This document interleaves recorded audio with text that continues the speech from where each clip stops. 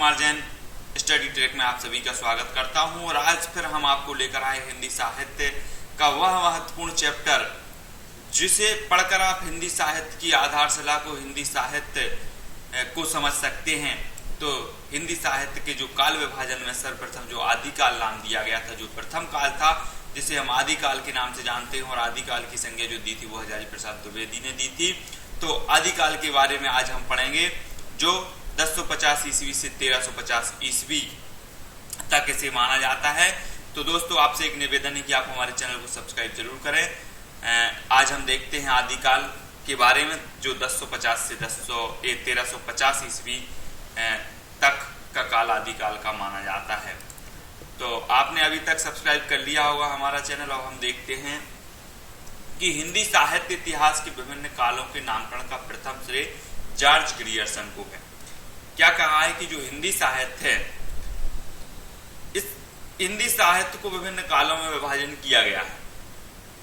तो जो प्रथम नामकरण का श्रेय है वो किसको है? वो है जॉर्ज ग्रियर्सन साहब को। जॉर्ज ग्रियर्सन को हिंदी साहित्य के विभिन्न कालों के नामकरण का प्रथम श्रेय जाता है साहब। हिंदी साहित्य इतिहास के आरंभिक काल के नामकरण का प्रश्न विवादास्पद है। हिंदी साहित्य इतिहास के आरंभिक काल के नामकरण का प्रश्न कैसा है? विवादास्पद है। कोई इसे वीरगाथा काल कहता है, कोई इसे आदिकाल कहता है। तो इस काल को ग्रियर्सन ने चारण काल कहा। क्या कहा? चारण काल। ग्रियर्सन ने इसे चारण काल कहा। मिश्र बंधु ने प्रारंभिक काल कहा। महावीर प्रसाद द्विवेदी ने बीज वपन काल कहा। शुक्ल ने आदिकाल, वीरगाथा काल, राहुल सांकृत्याय ने सिद्ध सामंत काल और राम कुमार वर्मा ने संधि काल और चारण काल, हजारी प्रसाद द्विवेदी ने आदिकाल की संज्ञा दी है। सबसे पहले इसे आदिकाल हजारी प्रसाद द्विवेदी ने कहा, फिर आचार्य रामचंद्र शुक्ल ने भी इसे आदिकाल और वीरगाथा काल दोनों नाम की संज्ञा दी थी। तो चारण काल मिश्र बंधु ने कहा और महावीर प्रसाद द्विवेदी ने इसे बीज वपन काल कहा। ऐसा क्वेश्चन बनता है कि आदिकाल को चारण काल किसने कहा?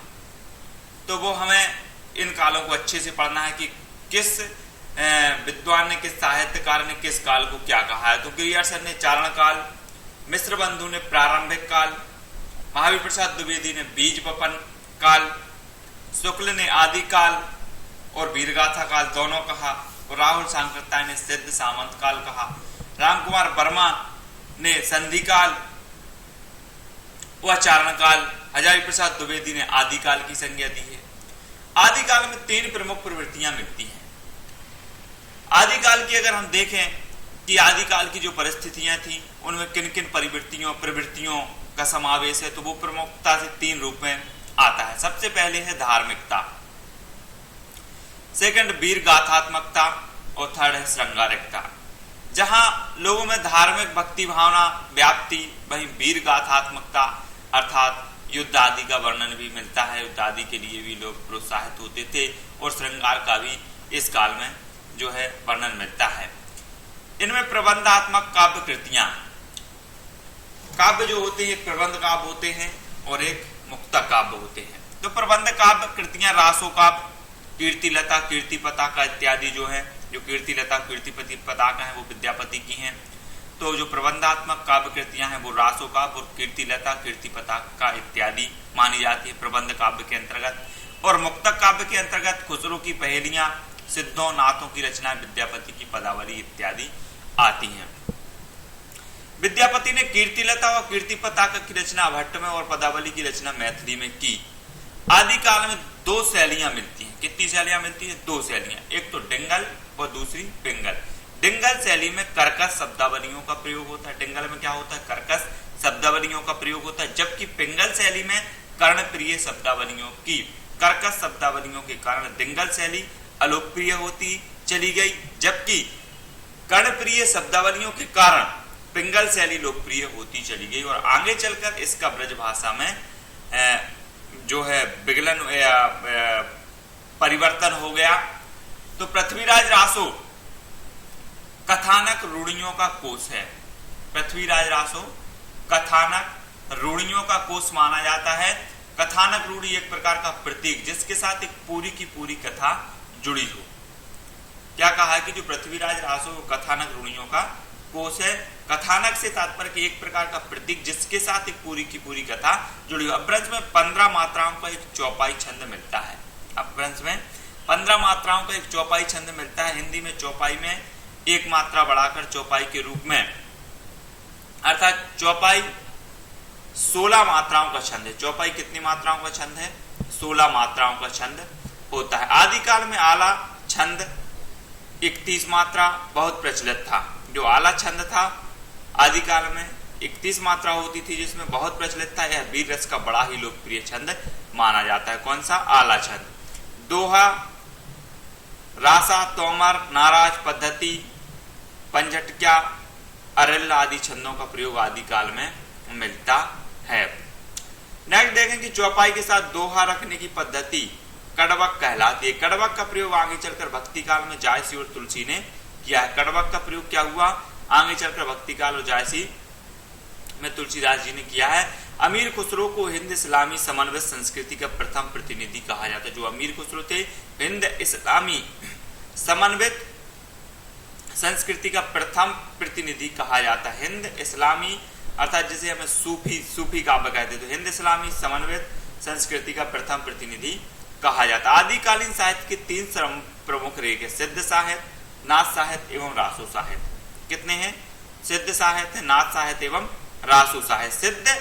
सिद्धों द्वारा जनभाषा में लिखित साहित्य को सिद्ध साहित्य कहा गया। सिद्धों द्वारा जनभाषा में लिखित साहित्य को सिद्ध साहित्य कहा जाता है। यह साहित्य बौद्ध धर्म की वज्रयान शाखा का प्रचार करने हेतु रचा गया था। सिद्धों की संख्या कितनी? 84 मानी जाती है। तांत्रिक क्रियाओं में आस्था तथा मंत्र द्वारा सिद्धि चाहने के कारण इन्हें सिद्ध कहा गया है। देखो यहाँ स्पष्ट रूप से कहा गया कि सिद्ध क्या है। सिद्धों की संख्या 84 मानी गई है। और आदिकाल में कितनी रचनाएं मानी गई हैं? सिद्ध साहित्य, नाथ साहित्य और रासो साहित्य। तो सिद्धों की संख्या 84 मानी गई। तांत्रिक क्रियाओं में आस्था तथा मंत्र द्वारा सिद्धि चाहने के कारण इन्हें सिद्ध कहा गया। 84 सिद्धों में सरहपा, सबरपा, कंडपा, लुईपा, डोम्बिपा और कुकुरिप्पा आदि प्रमुख हैं। सरहपा प्रथम सिद्ध हैं।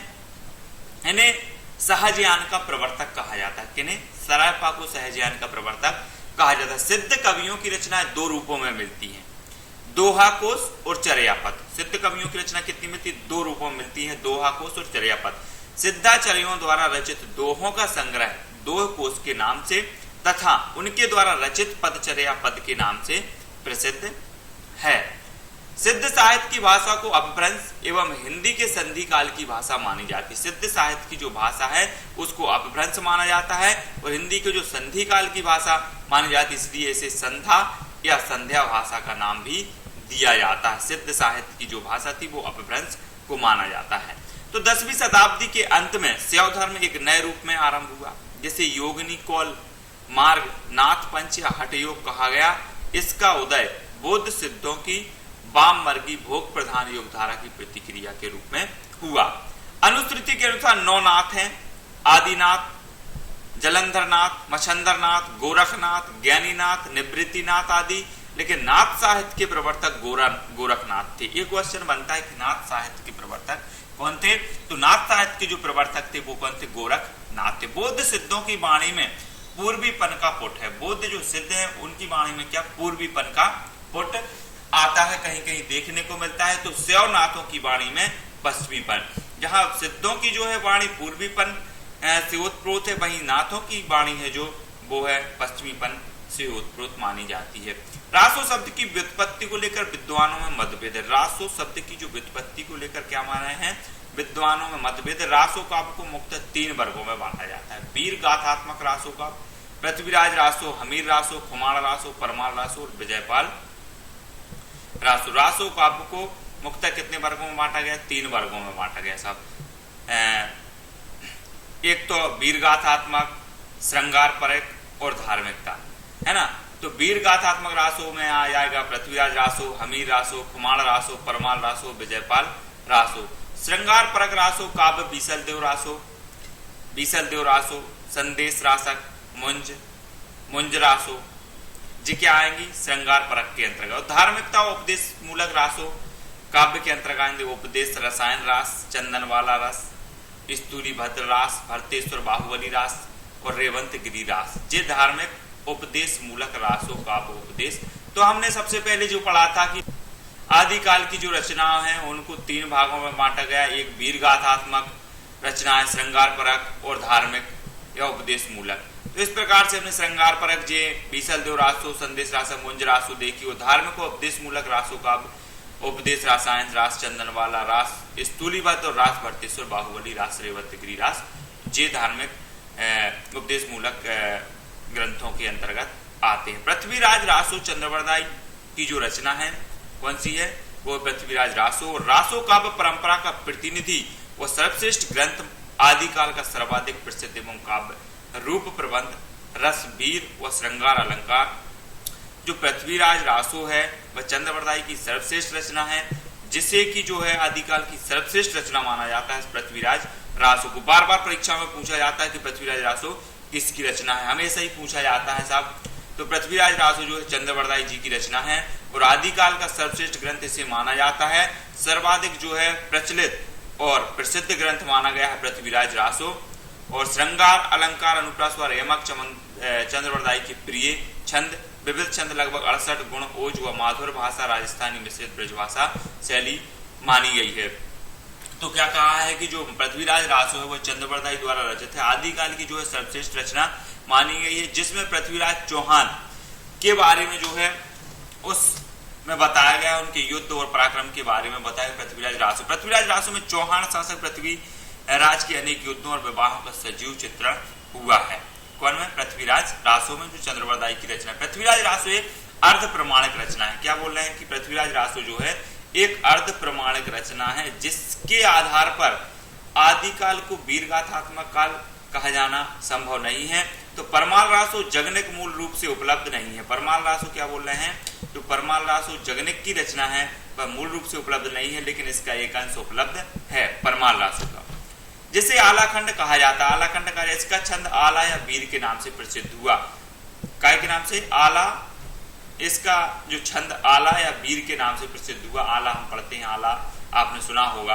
तो संदेश रासक अब्दुल रहमान एक ब्रह काव्य है। जो संदेश रासक जिसके रचयिता है अब्दुल रहमान, एक ब्रह काव्य माना जाता है संदेश रासक, जो श्रृंगार परक रचनाओं के अंतर्गत आता है। संदेश रासक एक ब्रह काव्य है। और रासो काव्य की सामान्य विशेषताएं देखें, इसमें ऐतिहासिकता व कल्पना का सम्मिश्रण है। जो रासो काव्य की सामान्य विशेषताएं उसमें सबसे पहले है ऐतिहासिकता व कल्पना का सम्मिश्रण है। इन रचनाओं में ऐतिहासिकता की भूमिका है और कल्पना का सम्मिश्रण माना गया है। कल्पना के आधार पर रचनाओं की भी रचना की गई। प्रशस्ति काव्य इनकी प्रमुख जो है विशेषता है। युद्ध व प्रेम का वर्णन है। वैविध्यपूर्ण भाषा है। डिंगल पिंगल शैली का प्रयोग किया गया है। छंदों का बहुमुखी प्रयोग है। छंदों का जो है बहुमुखी प्रयोग है। चंद्रवरदाई दिल्ली के चौहान शासक पृथ्वीराज तृतीय चौहान के सामंत राजकवि थे। क्या बोल रहे हैं कि जो चंद्रवरदाई थे वो दिल्ली के चौहान शासक पृथ्वीराज तृतीय चौहान के सामंत व राजकवि थे।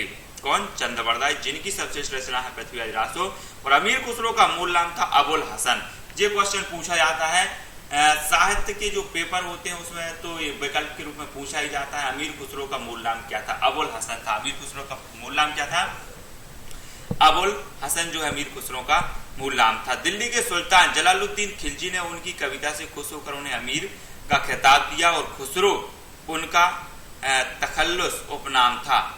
खुसरो जो है उनका तखल्लुस उपनाम था। इस प्रकार वे बन गए अमीर खुसरो। वे क्या बन गए? अमीर खुसरो। बहुमुखी प्रतिभा के धनी थे। वे अरबी, फारसी, तुर्की, संस्कृत व हिंदी के विद्वान थे। उन्होंने फारसी में ऐतिहासिक साहित्यिक पुस्तकें लिखी, ब्रज भाषा में गीतों कव्वालियों की रचना की और खड़ी बोली में पहेलियां, मुकरियां, बुझाई संगीत के क्षेत्र में उन्हें कव्वाली, तराना, गायन शैली एवं विस्तार वाद्ययंत्र का जन्मदाता माना जाता है। विद्यापति बिहार के दरभंगा जिले के बिस्फी गांव रहने वाले थे। जो विद्यापति थे वो बिहार के दरभंगा जिले के बिस्फी गांव के रहने वाले थे। उन्हें मिथिला के महाराजा कीर्ति सिंह और शिव सिंह का संरक्षण प्राप्त था। दोस्तों एक बात हम आपको बता दें कि जो हम देखते हैं कि विद्यापति हो चाहे मीराबाई हो, इन सब के जन्म स्थान और जन्म तारीख में अनेक विद्वानों में सब में मतभेद है। अलग अलग पुस्तकों में अलग अलग इनका जन्म दिया है, किसी में कुछ दिया है, किसी में कुछ दिया है, तो इसमें कंफ्यूज ना हो। विद्यापति बिहार के दरभंगा जिले के बिस्फी गांव रहने वाले थे। उन्हें मिथिला के महाराजा कीर्ति सिंह और शिव सिंह का संरक्षण प्राप्त था। जिस रचना के कारण विद्यापति मैथिल कोकिल कहलाए, विद्यापति को मैथिल कोकिल कहा जाता था, वह उनकी मैथिली में रचित पदावली है। मैथिली में जो रचित पदावली है उसके कारण जो है विद्यापति क्या कहलाए, मैथिल कोकिली कहलाए साहब। यह मुक्ता काव्य है और इसमें पदों का संकलन है। पूरी पदावली भक्ति व श्रृंगार की धूप छाही है। अब हम देखते हैं आदिकाल के रचनाकारों एवं उनकी रचनाओं के बारे में। तो सर्वप्रथम हम देखते हैं आदिकाल में स्वयंभू। स्वयंभू की जो रचना है वो है पवम चरु, ऋठ्ठनैमी चरु और अरिष्टनेमी चरित, जो है इनकी प्रमुख रचनाएं मानी गई हैं। और सरहपा की जो रचना है वो है दोहा कोश। सरहपा की जो है रचना कौन सी है, दोहा कोश। सरहपा की रचना दोहा कोश मानी गई है। और सबरपा चर्यापद, सब रपा की जो रचना है वो क्या है, वो है चर्यापद। सब रपा की रचना चर्यापद है। दोस्तों आदिकाल के रचनाकारों के बारे में भी रचनाएं पूछी जाती हैं कि चर्यापद किसकी रचना है, तो वो कौन सी है, सब रपा की। तो इससे अच्छे से पढ़ें। सरहपा जो है वो दोहा कोश इनकी रचना है और चर्यापद जो रचना है वो सबरपा की है। और कंडहपा की कंडपाद, गीतिका, दोहा कोश इनकी रचना है। कंडहपा, गीतिका और दोहा कोश कौन की रचना है, कंडहपा की। देखो सरहपा की भी दोहा कोश है और कंडहपा की भी जो है दोहा कोश रचना मानी गई है। गोरखनाथ शब्दी, नाथ शब्दी पद, प्राण संकली, शिष्या दासन पद के, शिष्या दासन पद के। नाथ शब्दी, देखो गोरखनाथ जो है हम बोलते हैं कि गोरखनाथ, भोलेनाथ, ऐसे करके कुछ बोलते हैं। तो गोरखनाथ, नाथ शब्दी, नाथ शब्दी मतलब सबके नाथ हैं। क्या हैं, सबके नाथ हैं। तो नाथ शब्दी, नाथ शब्दी, नाथ सबके। पद, पद गोरखनाथ पद, गोरखनाथ के क्या हम पद चिन्हों पर चल रहे हैं, गोरखनाथ के क्या कर रहे हैं हम, पद चिन्हों पर चल रहे हैं। और प्राण संकली, प्राण संकली, गोरखनाथ ही हमारे प्राण संकली हैं। शिष्या दासन पद के, हम उनकी क्या हैं, शिष्य हैं। दासन पद के, जो मतलब हम उनके शिष्य हैं, उनके दास हैं। पथ के, जो उन्होंने पथ बताया है उनके पथ के क्या हैं, हम शिष्य हैं और दास हैं। तो शिष्या दासन पद के। नाथ शब्दी मतलब नाथ सबके, गोरखनाथ उनकी एक रचना हो गई नाथ सबकी, नाथ शब्दी, और इनके पद चिन्हों पर हम चल रहे हैं तो पद इनकी रचना हो गई। और प्राण, प्राण संकली, ये प्राण है हमारे कौन, गोरखनाथ, क्योंकि हम इनकी पूजा करते हैं भोलेनाथ की। तो प्राण संकली, तो हम गोरखनाथ से जो है भोलेनाथ का बोलेंगे। तो प्राण संकली हमारे प्राण हैं। शिष्या दासन पद के, हम इनके पद के जो क्या हैं, शिष्य हैं, दास हैं। तो इस प्रकार से हम याद करेंगे। नेक्स्ट है चंद्रवरदाई। चंद्रवरदाई की जो रचना है वो पृथ्वीराज रासो। शुक्ल के अनुसार हिंदी का प्रथम महाकाव्य है। हिंदी का प्रथम महाकाव्य कौन सा माना जाता है, पृथ्वीराज रासो, जिसकी रचना की है चंद्रवरदाई जी ने। और नेक्स्ट देखें दलपति विजय, इनकी रचना है खुमाण रासो। दलपति विजय खुमाण रासो। और जगनिक की है परमाल रासो। जगनिक की कौन सी है, परमाल, जगनिक की है परमाल रासो। देखना परमाल रासो को कैसे याद करें। परमाल जो रासो है, पर और माल, पर माल मतलब दूसरे की वस्तु। अगर दूसरे की वस्तु आपको प्राप्त करनी है, चोर क्या करते हैं, दूसरे की वस्तु प्राप्त करने के लिए क्या करते हैं, रात भर जागते हैं। जगनिक, जगनिक, जगनिक, अगर आप जागोगे, अगर आपको दूसरे की वस्तु पर माल आपको प्राप्त करना है, पर की वस्तु आपको प्राप्त करनी है, तो क्या करना पड़ेगा, जागना पड़ेगा। चोर जागते हैं रातों रात और दूसरों की जो है वस्तु चुराते हैं। तो जगनिक, परमाल रासो किसकी रचना है, जगनिक की है। नेक्स्ट को है नल्ल सिंह भाट, विजयपाल रासो। नल्ल सिंह भाट। अब देखना, अगर नल्ल सिंह भाट, विजयपाल रासो किसकी रचना है, वो है नल्ल सिंह भाट की है, नल्ल सिंह भाट की है। अगर सिंह और किसी के साथ अगर युद्ध हो सिंह का, तो कौन जीतेगा, विजय। पाल मतलब होता है राजा, तो सिंह क्या है, जंगल का राजा है, तो विजय होगी पाल की, अर्थात सिंह की होगी। तो नल्ल सिंह भाट की है विजय पाल रासो, क्योंकि जो सिंह है वो क्या है, पाल है, अर्थात राजा है। कहाँ का, जंगल का, और विजय होगी सें की, तो नल सें भाट विजय। तो इस प्रकार से हम याद करेंगे नल सें भाट विजयपाल रासो। नल सें भाट की जो रचना है वो है विजयपाल रासो। हमें तो याद करना है साहब, और इसका जो है वास्तविकता से कुछ भी लेना देना नहीं। हम कहीं भी रिलेट करें उससे आप वास्तविकता से कोई इसका लेना देना नहीं। तो नल सें भाट जो है वो है विजयपाल रासो की रचना है। नरपति नाल, नरपति नाल बीसल देव रासो। नरपति नाल की जो रचना है वो है बीसल देव रासो। क्वेश्चन बनता है कि बीसल देव रासो किसकी रचना है, तो वो है नरपति नाल की। अब्दुल रहमान की जो रचना है वो है संदेश रासक। संदेश रासक जो है अब्दुल रहमान। अब पहले क्या होता था कि दूर दूर संदेश नहीं भेजे जा सकते थे, बहुत दिनों बाद संदेश, तो अब दूर रहमान संदेश रासक। देखो अब जो है दूरियां मिट गई हैं, हम घर बैठे आज 1 मिनट में अमेरिका में बात कर सकते हैं, कहीं भी बात है। अब दूर रहमान की क्या है, संदेश वासक, क्योंकि अब दूर नहीं है साहब कुछ भी, हम 1 मिनट में कहीं भी बात कर सकते हैं, दिल्ली बात कर सकते हैं, अमेरिका बात कर सकते हैं, कनाडा बात सकते हैं। अब दूर रहमान की संदेश रासक, क्योंकि अब दूर नहीं है संदेश भेजना, तो अब्दुल रहमान की क्या है, संदेश रासक। अज्ञात, मुंजरासो जो है अज्ञात रचना है, इसकी कोई जो है रचनाकार के बारे में इसकी जानकारी नहीं, तो अज्ञात है मुंजरासो। देवसेन श्रावकाचार, श्रावकाचार जो रचना है वो है देवसेन की। श्रावकाचार है देवसेन की। जिनदत्त सूरी उपदेश रसायन रास, उपदेश रसायन रास जो रचना है वो है जिनदत्त सूरी की। जिनदत्त सूरी की रचना कौन सी, उपदेश रसायन रास। नेक्स्ट देखें चंदनवाला रास। चंदनवाला जो रास है आसगू की रचना है, कौन की, आसगू की रचना है चंदनवाला रास। जिनधर्म सूरी स्थूली भद्र, जिनधर्म सूरी की जो रचना है वो है स्थूली भद्र। जिनधर्म सूरी की रचना है स्थूली भद्र रास। नेक्स्ट है शालिभद्र सूरी की रचना है भरतेश्वर बाहुबली रास। भरतेश्वर बाहुबली रास किसकी रचना है, सूरीभद्र शालिभद्र सूरी की। विजय सेन की रचना है रेवंतगिरी रास। रेवंतगिरी रास विजय सेन की जो रचना है। सुमति गणी है, सुमति गणी की जो रचना है वो है नेमिनाथ रास। नेमिनाथ रास किसकी रचना है, सुमति गणी। नेमिनाथ रास सुमति गणी की रचना है। सिद्ध हेमचंद्र शब्दानुशासन, सिद्ध हेमचंद्र शब्दानुशासन, यह रचना कौन की है, हेमचंद्र की। नाम से ही इससे स्पष्ट हो जाता है। नेक्स्ट क्वेश्चन है विद्यापति। विद्यापति की यह पदावली मैथिली में, जिसके आधार पर उनको मैथिल कोकिली कहा गया, और कीर्तिलता और कीर्ति पताका अबहट्ट में है, और लिखनावली संस्कृत में है इनकी। तो देखना कि जो विद्या के पति हैं उनकी कीर्ति लता होती है साहब, उनकी कीर्ति जो है दूर दूर तक फैलती है। लताएं जो है, कीर्ति की जो लता है वह कहाँ तक फैलती, दूर दूर तक फैलती, जिनके पास जो विद्या के पति हैं। तो कीर्ति लता इनकी एक रचना हो गई। फिर इनकी कीर्ति पताका, कीर्ति पताका मतलब होती है कि इनकी जो कीर्ति का ध्वज है, कीर्ति की जो चर्चा है वह दूर दूर तक फैल जाती, तो इनकी कीर्ति पताका रचना हो गई।